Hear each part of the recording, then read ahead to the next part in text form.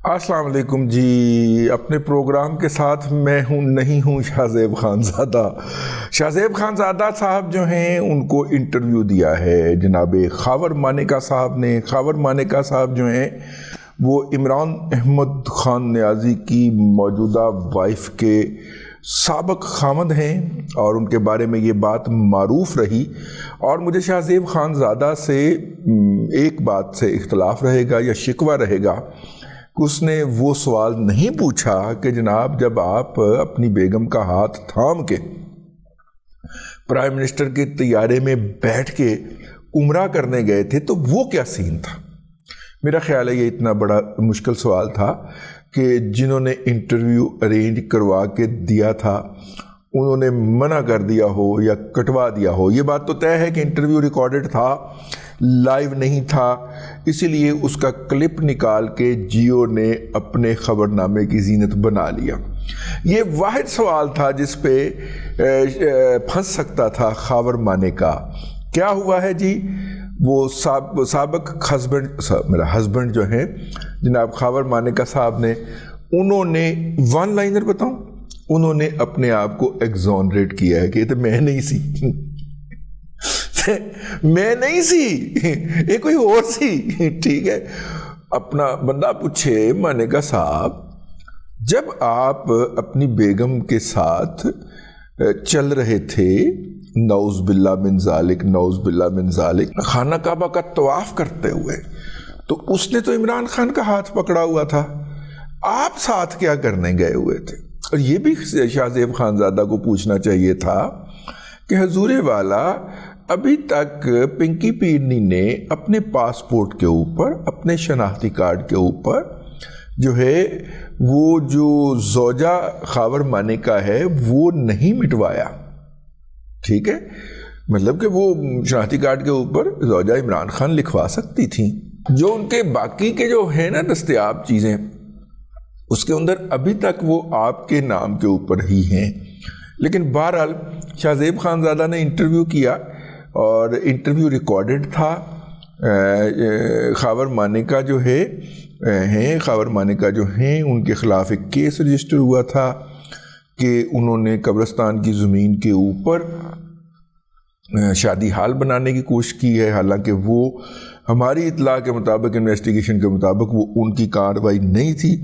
وہ شاید کو حسن مانیکا صاحب یا کوئی اس طرح کے نام کے صاحب, میں نے اپنے پیلاگ کے اندر اس وقت بتایا بھی تھا, جو کہ ان کے بردر ان لا تھے, پنکی کے بھائی تھے. وہ وارداتیں انہوں نے کی ہوئی تھیں, لیکن اس الزام کے اندر ان کو پکڑ لیا گیا. پکڑ کے یہ اس کے بعد پھر شمالی علاقہ جات کی سیر پہ چلے گئے. شمالی علاقہ جات کی سیر سے لوٹے ہیں تو پھر شمالی علاقہ جات سے لوٹنے کے بعد ایک انٹرویو واجب ہو جایا کرتا ہے, تو وہ انٹرویو ان کا تھا. شاہ زیب خانزادہ نے اپنی کریڈیبلٹی بچانے کی بہت کوشش کی اور کافی حد تک ان کو گرل کیا, لیکن صرف ان موضوعات کے اوپر جو ان کو بتائے گئے تھے. 2 ٹاپک میں نے آپ کو بتا دیے ہیں جن کے اوپر انہوں نے ان کو بالکل ٹچ بھی نہیں کیا. وہ رضوان گوندل کے پاس پھنسے رہے. وہ یہ ہے کہ جناب آپ اللہ کے گھر جاتے ہیں اور وہاں پہ آپ ان کے ہمراہ ہوتے ہیں, اپنی سابقہ بیگم کے ہمراہ, جو کہ اس پاسپورٹ پہ سفر کر رہی تھیں جس میں آپ کا ایز اے خامد نام لکھا ہوا تھا. تو بھیا اس وقت کیا صورتحال تھی؟ اگر آپ طلاق دے چکے تھے, راضی برضا طلاق دے چکے تھے اور علیحدگی اختیار کر چکے تھے, تو وہ کیا تھا؟ وہ خواب آ گیا سے.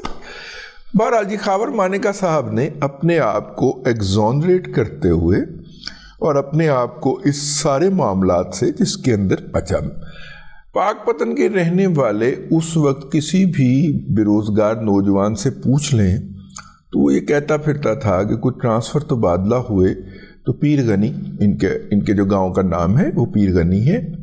میرا وہ مشہور و معروف فکرہ, جب پیر ہو اور غنی بھی ہو تو پھر یہ کچھ ہو جایا کرتا ہے جو ہوا ہے. تو خیر وہ خاور مانیکا صاحب جو ہیں انہوں نے یہ بتانے کی کوشش کی کہ جناب میں تو طلاق کے بعد الگ ہو چکا تھا اور میرے بچوں کی کوئی جائیداد کے اندر اضافہ نہیں ہوا, اور ان کا جو صاحبزادہ ہے وہ اٹلی نہیں پہنچا پنکی کے پاس. ان کا جو صاحبزادہ ہے وہ تو دبئی کے اندر نوکری کر رہا ہے.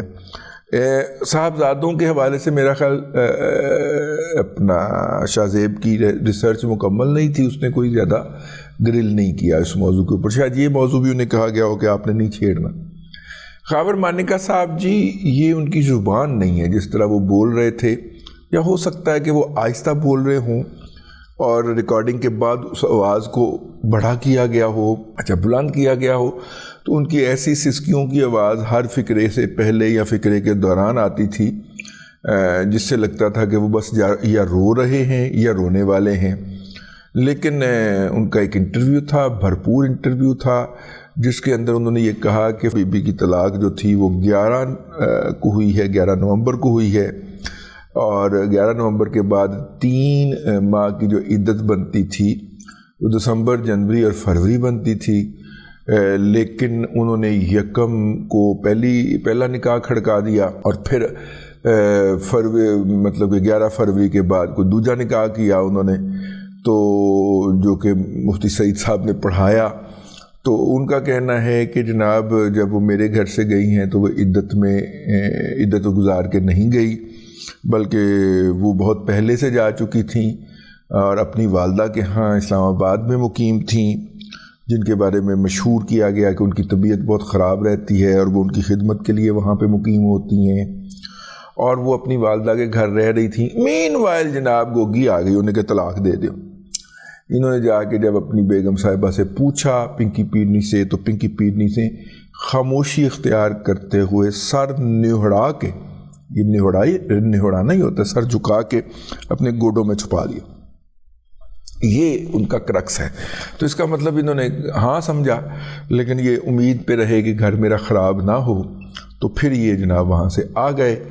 اور اس کے بعد پھر گوگی نے اصرار کیا کہ بس جی بہت ہو گئی, ٹھیک ہے, اس لیے اب آپ ان کو طلاق دے دیں. تو انہوں نے طلاق گوگی کے ہاتھ ان کو بھجوا دی.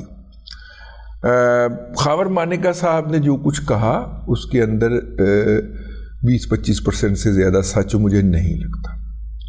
ہاں, ان کی سٹیٹمنٹ ہے, ہر بندے کا حق ہے وہ جو کہنا چاہے, کیونکہ بہت سارے ایسی باتیں ہیں جو کہ وہ ڈینائی نہیں کر سکتے.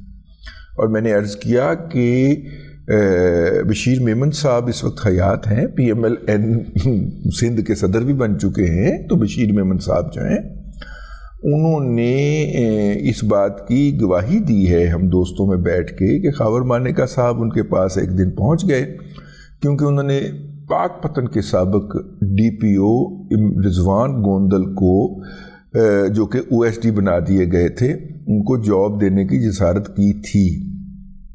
اور انہوں نے جا کے ان سے کہا کہ آپ ہماری حکومت میں ہمارے ماتوبین کو اسائنمنٹ دیں گے, یہ ہوگا.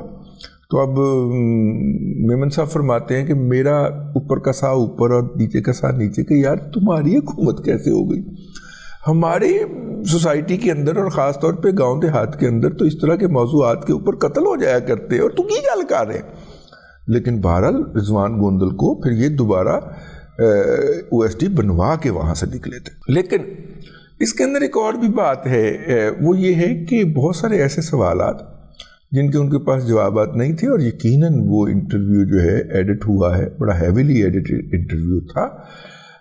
دھارت جیو کے پاس پروفیشنل ایڈیٹرز کی ٹیم ہے تو انہوں نے محسوس نہیں ہونے دیا, لیکن جو قیامت کی نظر رکھتے ہیں, تاڑنے والے بھی قیامت کی نظر رکھتے ہیں, ہم نے تاڑ لیا اس کو.